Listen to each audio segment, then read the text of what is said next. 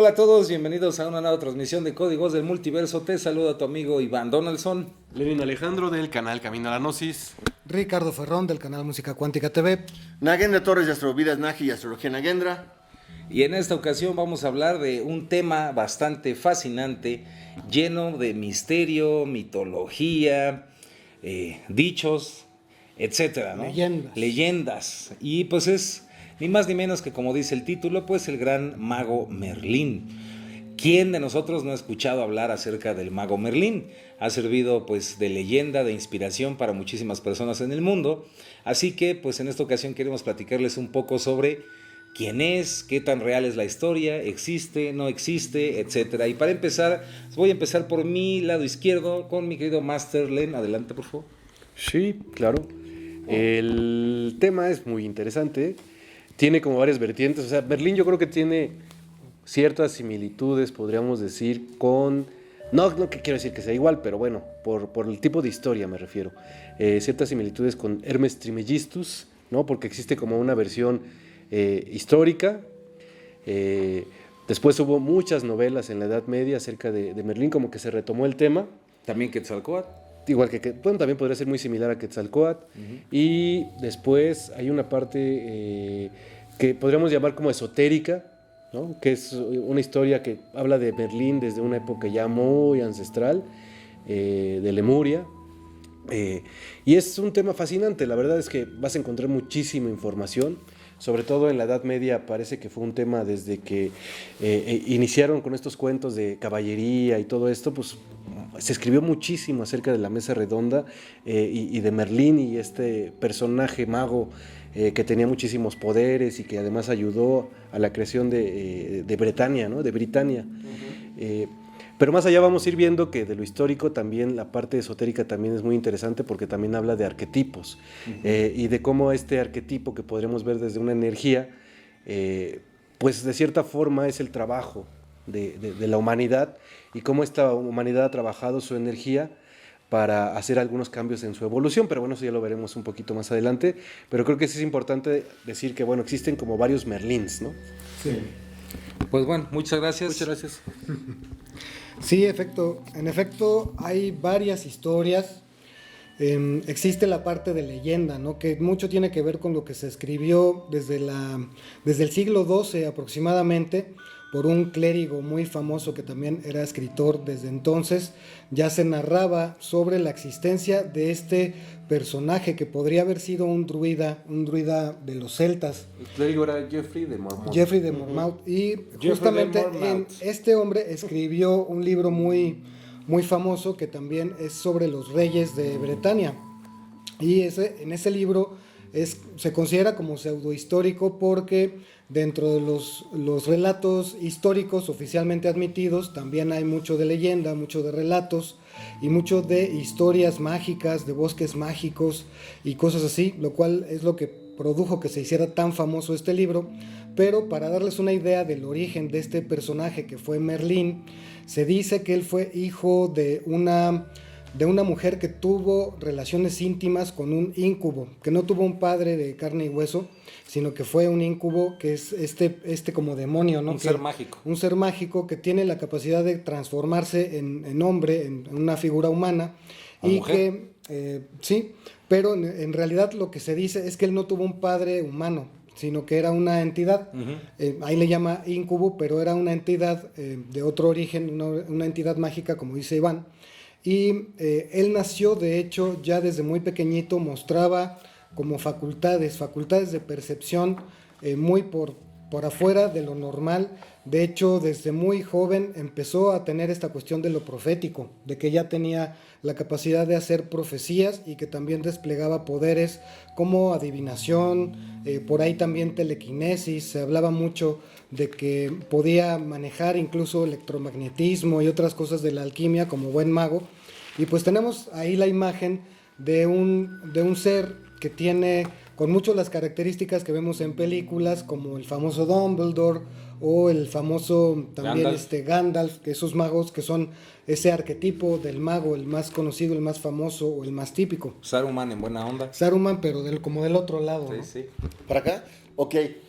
Me sumo a lo que se ha dicho hasta ahorita porque tenemos esas como tres vertientes, ¿no? Uno puede ser la leyenda, otra una persona que sí pudiera haber existido, no se ha confirmado del todo, pero con lo que tú acabas de mencionar de este clérigo que pone toda la historia de los reyes, y la otra también como un principio arquetípico.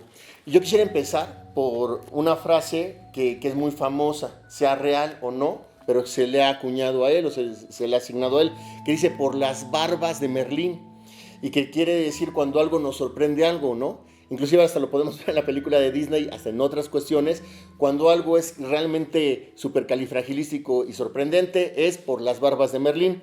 Se dice que cuando era pequeño, por esta cuestión de no haber tenido padre, había un hechizo por ahí en uno de los reinos en donde se necesitaba un niño que no tuviera, que fuera huérfano.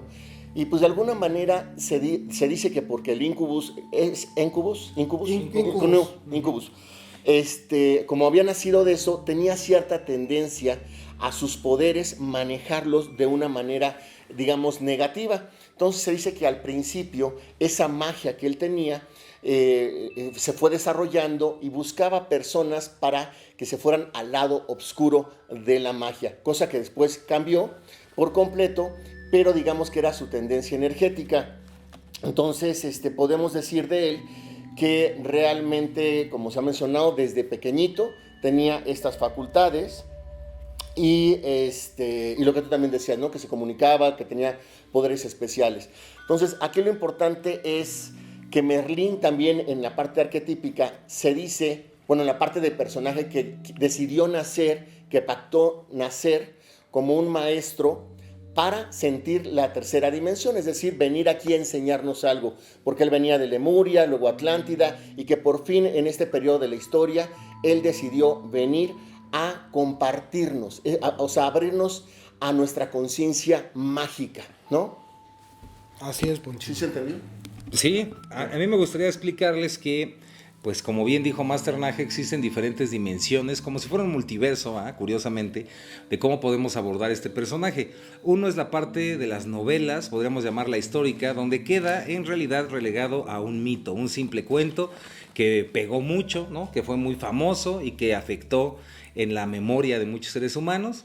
La segunda vertiente sería este ser, es una especie como de mix de este ser especial, que si algo lo caracterizaba, aparte de estas cuestiones clásicas de un mago, creo que lo caracterizó fue que era un gran guía.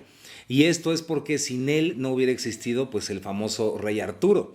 Entonces fue gracias a Merlín que Merlín prepara a Arturo y se crea toda la historia, ¿no? De Britania. Entonces, también en un sentido arquetípico podemos ver a Merlín como nuestra parte sabia, ese sabio o nuestro espíritu sabio, nuestro propio guía interno que está dentro de nosotros y que se muestra a través de este inconsciente colectivo como este anciano con barbas, ¿no? Curiosamente, pues es el arquetipo clásico de un mago, porque así quedó grabado en la memoria. Y hay una tercera dimensión de ver a Merlín, que es este salpicazo, pincelazo que dijo Masternaje, que tiene que ver con esta idea de un ser que viene desde Lemuria, desde la Atlántida, pero que ahorita aquí mis compañeros van a platicar más ese chisme, que está muy bueno. Así que adelante, por favor, mi querido Masternaje. Pero yo no sé. No, ahorita lo invento. Que lo digan. Ahorita lo invento. No, Sí, no, sí. sí. Bueno, se dice que Merlín venía de Lemuria.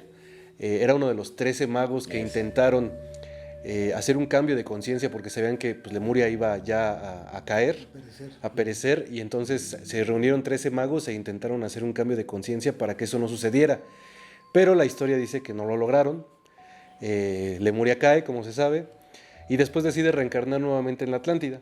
Y intentan nuevamente, cuando ya está por caer la Atlántida, nuevamente intenta cambiar la conciencia de los seres humanos para ver si nuevamente podía salvarse, no nuevamente, más bien si también podía salvarse Atlántida, y resulta que tampoco lo logra, y después decide reencarnar ya en el planeta de acá, digo en estos tiempos, en la Edad Media. No, en la Edad Media no, perdón. Esperen. Ya me estoy confundiendo, ya estoy haciendo pelotas. Ya se me está todo el multiverso. No, porque es que son varias historias. No, más bien, ya decide venir en la época celta. Es que, eso le iba a decir, que hay como esta, sí hay una versión donde se habla de esto de reencarnar, pero hay otra versión en donde él es inmortal. Entonces, También prácticamente es el mismo ser. personaje que está pasó el tiempo. Sí, porque hay que decirlo, o sea, de acuerdo a la novela de la Edad Media, muchas personas incluso llegaron a creer que era un personaje ficticio. Pero hay personas como Tolstoy que decían que no, que realmente estaban hablando de un personaje que sí vivió en la época celta, era un monje druida, un sacerdote, y que lo que están haciendo es como que volvieron a contar su historia que estaba perdida durante muchísimos siglos y en la Edad Media la empezaron otra vez a traer porque tiene toda esa enseñanza que decía Master Iván acerca de esta energía que tenemos todos los seres humanos y esa energía es la que necesaria la necesaria para que la humanidad comience a trabajar en su evolución y creo que siempre está manifestándose, no importa en qué tiempo sea, esa energía y esa necesidad, esa magia, ese mago que haga un cambio en nosotros mismos, ¿no? Sí, totalmente de acuerdo. Ya ando ahí medio cuatrapeando, Anda muy intenso, ahí anda muy ahí intenso. muy intenso. Ya nomás está soltando el Es de jazz. de la intensidad. Sí, sí. Sí, la intensidad. Sí, en efecto, hay, como les decimos, diferentes vertientes. Desde la parte esotérica, o desde la parte en donde Merlín es un personaje de leyenda que obra mucho en todo lo que tiene que ver con la historia del rey Arturo y esas grandes aventuras que se han narrado acerca de él.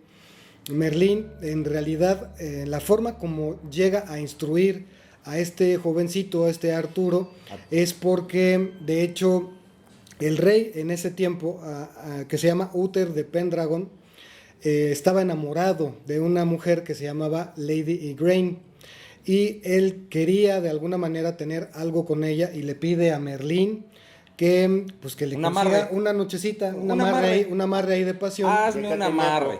Un amarre de pasión y Que tenga la forma, ¿no? que tenga la forma pero del duque de Tintario.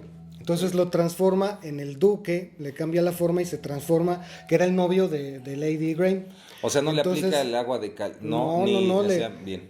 ni tampoco el hechizo, más bien le aplica el hechizo ese de la película de Harry Potter, se transforma El de en otra, Shapeshifter. en el de otra persona, ¿no? El shifter. Entonces, bueno, tienen esa nochecita de pasión, el supuesto duque de Tintario y Lady Igraine, y de ese lazo de amor nace Arturo. Y él le pide que a cambio de esa noche, que a cambio de ese favorcito que le cumplió, le dé a Arturo para instruirlo y para convertirlo en su aprendiz. Entonces Arturo ya desde muy pequeño sigue siendo el aprendiz durante toda su adolescencia y durante toda su juventud hasta que se consigue el reinado de Bretaña, se consigue ser el rey y todavía mucho tiempo después ellos siguen conservando esa amistad. Sí, así es. Me sumo a todo lo anterior y creo que es muy importante esto que también estás diciendo, Richard, porque es la relación con Arturo, al haber nacido fuera del matrimonio, etcétera, pues de alguna manera lo protege y se lo lleva como un protegido que lo empieza a enseñar en las artes. Si lo vemos arquetípicamente, es cuando un alma está joven, está inocente y se le va preparando en el camino de la evolución. Tengo entendido que la hermana de Arturo se llamaba Morgana y que de alguna manera estaba buscando tener las mismas tierras que Arturo. Entonces Morgana es la parte, digamos, un poco como de Lilith, esa parte que quiere de manera violenta, con la viejo paradigma de conciencia, quería poseer las tierras. Entonces Arturo, realmente Merlín lo enseña a que a través del amor, a la magia del amor, a la magia de la comprensión de la naturaleza de los elementos, de los elementales, pudiera ganarle a Morgana, y es lo que hace. Y aquí viene una parte que a mí me encanta muchísimo, que es la espada en la piedra, ¿no? Esta famosa Excalibur, ¿no? Exactamente, en donde solamente una persona que fuera digna por esos principios, entonces Morgana no podría, ni otras personas que lo intentaron, sino Arturo, porque lo había desarrollado. Entonces, aquí me gusta mucho dos personajes, bueno, hay tres personajes femeninos, bueno, cuatro, ahí va. La primera es la mamá de Merlín, ¿ok? La segunda es la mamá de Arturo. La tercera es Morgana y la cuarta va a ser la novia que se llama, aquí la tengo, espérenme tantito, que se llama Nimue, que fue la novia o la compañera. El terror de los magos. Ajá, no, pero espérame, y eso es exactamente lo que quería decir, ahorita lo vamos a ir viendo poco a poco, lo vamos a desarrollar todos juntos, pero ¿qué quiere decir esto? Esos 4 personajes femeninos nos hablan de diferentes tendencias de la energía femenina, arquetípicamente hablando, y donde se le ha estigmatizado a la última como si fuera terrible, sí, ¿no? Porque echó a perder a Merlín, y en propias palabras que se dice que dejó Merlín, dijo no, ella fue la causa para que yo pudiera realmente acabar de lograr. Porque él empezó como un mago. A terminar mi misión. Ajá, sí, porque él empezó como mago, se fue perfeccionando como hechicero y al final, que lo vamos a ver, se vuelve un alquimista, gracias al amor por una mujer. Aplausos. Aplausos, aplausos. Aplausos. ¿Sigo yo? ¿Sigo yo? Sí, Híjole. échale. A ver qué me invento mientras. No sí, y obviamente, como pueden ver, pues tiene un montón de dimensiones.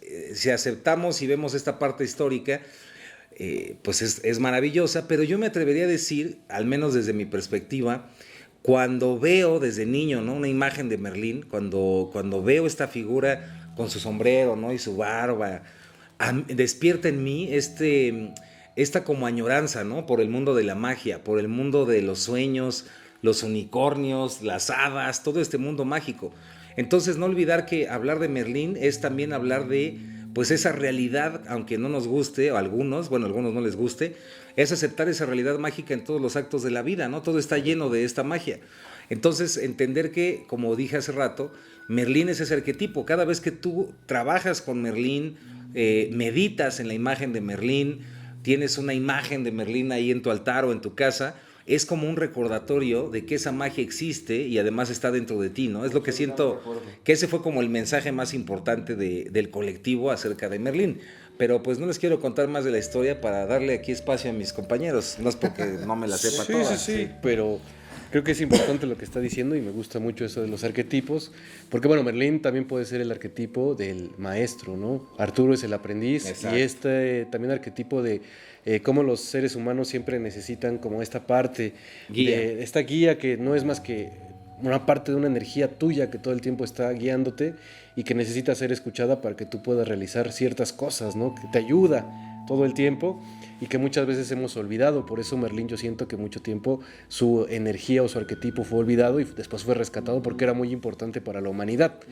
Y Arturo representa como toda esa energía masculina que tiene que ver con el guerrero, de cierta forma, ¿sí?, ¿no? Pero después de la historia, como estaban platicando mis masters, Merlín, cuando ya se enamora de la última, de Nimue. Lo que, como dice Master Nage, o sea, la historia dice que pues qué mala y que no sé qué, pero la realidad es que lo que sucede, según una parte esotérica, es que más bien Merlín pues llevaba una vida muy tranquila. Ya después, al final de sus días, llega esta mujer que es muy joven, se enamora de esta nueva energía y esta energía un día le dice: hasta aquí llegó la relación, se acabó todo, y él se va muy triste, no puede aceptar esta situación y se esconde en una cueva y ahí tiene una noche oscura del alma. Exacto. Pero gracias a esa noche oscura del alma, él trasciende, o sea, le ayuda a evolucionar. Según la historia esotérica dice que gracias a esto que le sucedió, él puede soltar muchísimas cosas y trasciende y se va a la quinta dimensión. Ajá. Y desde la quinta dimensión está esperando a Arturo. Bueno, Arturo también de cierta forma llegó a la quinta dimensión, pero él está dormido, según esta historia. Y lo que está Merlín esperando es que despierte. Arturo, como es este arquetipo de la energía masculina, se dice que tiene mucha culpa por las cosas que hizo a través de ser solamente o ser tan ruda esa energía masculina y todo el daño que le hizo a la humanidad. Entonces, cuando despierte, va a despertar de una manera evolucionada, una manera diferente, no esta energía masculina que conocemos, y gracias a eso ya las dos energías pueden estar juntas en la quinta dimensión, trabajando también para seguir evolucionando y ayudando a los seres humanos de esta tercera dimensión para que logren evolucionar. Nada más. Así. Va muy bien. Así de sencillito el Merlín, ¿no? Tranquilo. Machuchón. Bueno, y como les decimos, hay diferentes versiones de cuál fue el destino de Merlín. Hay otra historia, otra leyenda, en donde Nimue, sabiendo el amor que le tiene mucho Merlín, pues le pide que le enseñe, ¿no? Le pide ser su aprendiz también, y pues como él está enamorado de ella, él le dice, sí, claro que sí, le enseña todos, absolutamente cada uno de sus hechizos, incluyendo el de cómo aprisionar a un hombre para siempre. Y ocurre que ella no duda ni un segundo en utilizarlo contra él y lo encierra en un árbol. Sí, en En un árbol en el bosque mágico de Brocelianda, ahí en Francia, ¿no? Entonces, esa también es otra de las vertientes. Otros relatos dicen que no fue un árbol, sino que fue un castillo de cristal. Y hay como diferentes vertientes que ya son más del folclore, ¿no? Que no forman tanto parte de esa parte más mística, digamos que mucho más esotérica o más orientada hacia el ocultismo, sino que tiene más que ver con la parte de las leyendas mágicas. Retomando lo que ustedes han dicho, los tres, me recuerda mucho al camino del héroe, ¿no? En donde aquí, como decía también Lenin, ¿no? Lo va marcando de una manera de la energía masculina, en donde está representada por Arturo, cómo lo va desarrollando, pero también luego llega en preparar también a la alumna, que es Nimue. Y lo que me gusta mucho al final, porque al final creo que ¿cómo le llamamos? Este ego espiritual, él inclusive pudo renunciar, si es que yo no creo que haya tenido ego espiritual, pero digamos que lo hizo magistralmente cuando decidió, ok, ya no me ama mi mujer, me voy a la cueva primero, estoy en mi noche oscura del alma, de alguna manera de ahí se convierte, porque verdaderamente las penas, las cosas dolorosas, cuando las trascendemos, es lo que nos permite realmente convertirnos en maestros de nosotros mismos o de nosotras mismas. Y en ese momento en el que él queda encerrado, creo que es la entrega total, es el sacrificio total por amor, donde había preparado ya a la alumna, ahora ya era ella maestra, y se queda como una parte más. De hecho, hay también otra historia además de estas dos, en donde narra que por favor corríjanme cuál sería la palabra. Él era como forma cambiante, shapeshifter, pero como español, ¿sí? Ok. Él se decía... ¿Cambiador de forma? Sí, cambiador de forma. Una vez que él antes de que estuviera en un árbol, él llegó a estar cambiado de forma. Arturo ya estaba en su proceso, había ayudado a la misión con Arturo, etcétera, etcétera. Pero él, de alguna manera, se integró por completo a la naturaleza. Ya no era solamente tener contacto con el fuego, con los elementales, con el agua, con todo, sino que se volvió con todo, se comunicaba con ellos. Entonces, aquí hay algo que se llama, que lo apunté, que es el famoso, el nigredo, ¿no? Que es, perdón unos segundos porque esto era importante, ya. El nigredo, que fue donde vivió, digamos, esa noche oscura del alma, donde lo trascendió muy, muy fuerte. Y creo que Merlín nos representa a todos cuando estamos despertando. Y por último quisiera decir, tiene una semejanza para mí con el despertar de Kundalini. Es decir, cuando viene Arturo, que con toda la inocencia del mundo, pero se necesitaba preparar el despertar de la Kundalini, por las barbas de Merlín, entonces empieza primero la parte lógica del ser humano, que fue con Arturo, y después la parte ya emocional e intuitiva, interior, con Nimue. Entonces, para mí me encantó, ya sea mito, ya sea arquetipo, o ya sea histórico, o un mix de estos tres.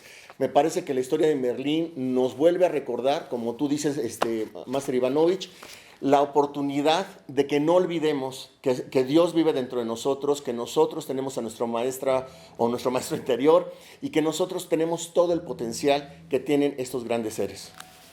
Así es. Aplausos. Pues sí, yo para ir cerrando, pues todo esto que les comentó Master Nage es muy interesante, y entender también que las historias, muchas de las historias y sobre todo las de la antigüedad, están llenas de simbolismos. Entonces, muchas veces nosotros, simples mortales, si no tenemos el conocimiento necesario para entender estos simbolismos, podemos entender estas historias de una manera muy literal, ¿no? Y entonces se pierde ese significado simbólico, ¿no? Ese significado de sabiduría. Obviamente, tiene diferentes dimensiones Merlín porque representa a la magia. Y al representar la magia, pues tiene diferentes representaciones simbólicas de cómo llegar a esa magia o hacia dónde se puede transformar esa magia.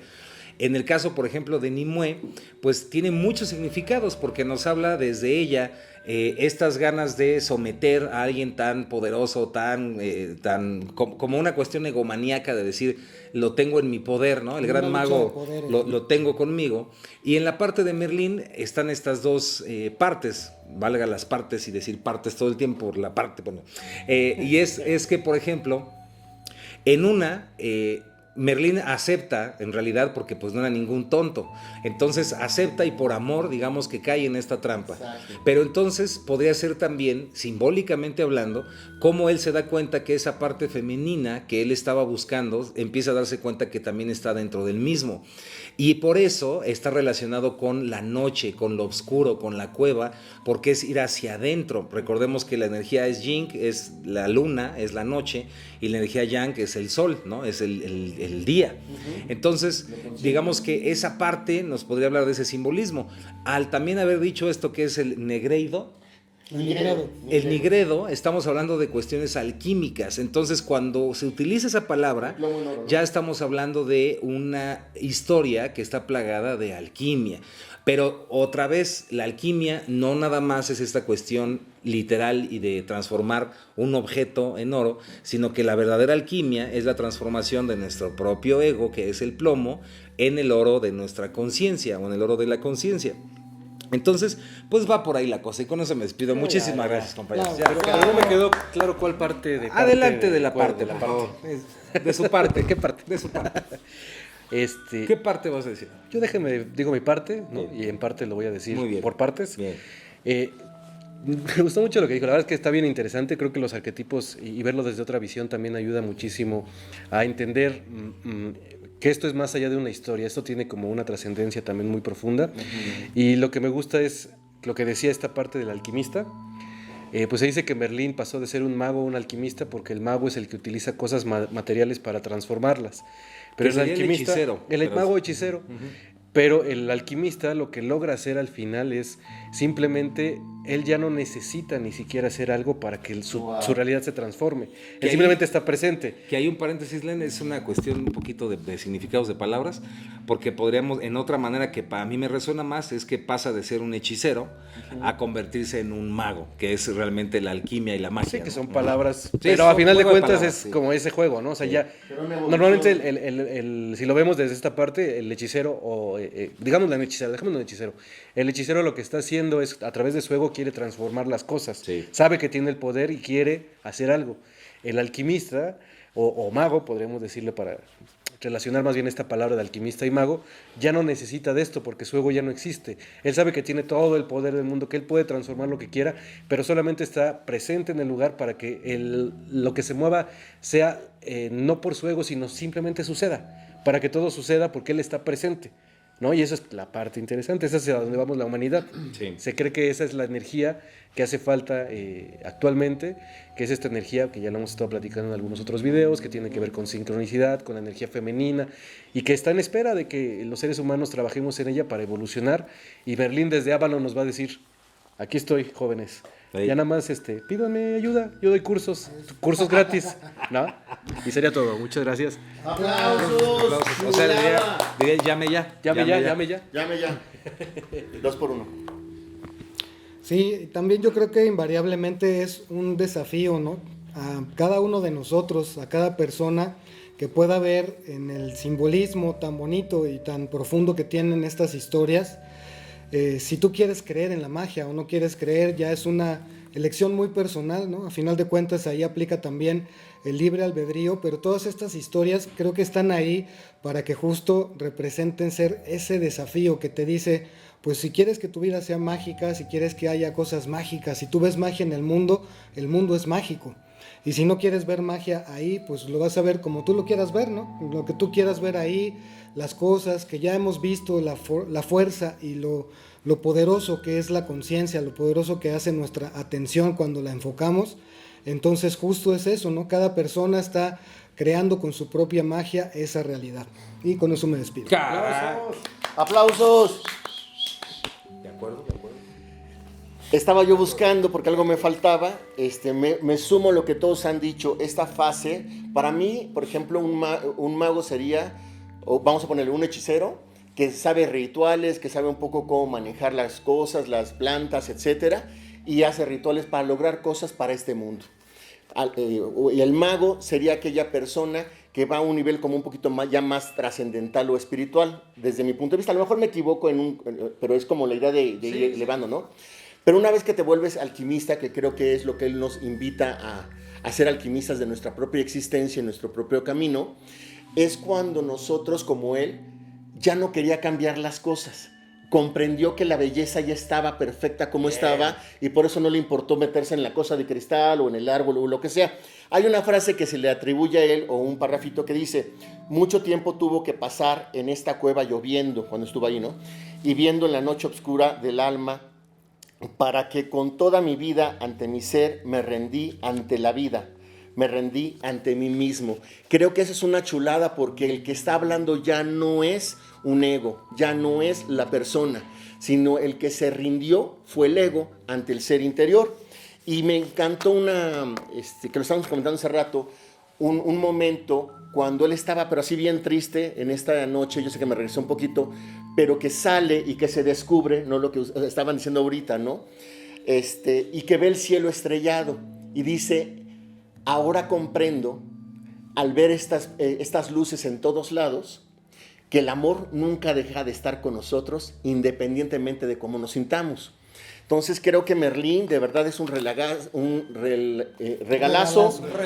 un relagado para encontrarnos a nosotros y a nosotros mismos, y está increíble. Y creo que si nosotros como individuos decidimos despertar nuestra magia, como en el despertar del mago, Exacto, ¿no? exacto. Acá, entonces nosotros hacemos nuestra participación, nuestro pequeño granito de arena. No, y lo último, y ahí te va.